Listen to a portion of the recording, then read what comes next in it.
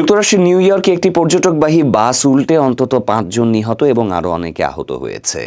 শুক্রবার স্থানীয় সময় দুপুর 12:30টার দিকে বাফেলো থেকে ২৫ মাইল পূর্বে পেমব্রোক এলাকার একটি মহাসড়কে এই দুর্ঘটনা ঘটে। এই তথ্য জানিয়েছে বার্তা সংস্থা এপি। পুলিশ কর্মকর্তা আন্দ্রে রে জানান, ৫৪ জন যাত্রী নিয়ে বাসটি নায়াগ্রা জলপ্রপাত থেকে নিউ ইয়র্ক সিটির দিকে যাচ্ছিল।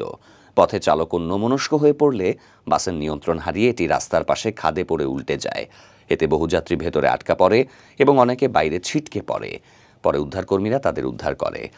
প্রাথমিক তদন্তে পুলিশ জানিয়েছে, বেপরোয়া গতির কারণে এই দুর্ঘটনা ঘটেছে, কোনো কারিগরি ত্রুটির জন্য নয়।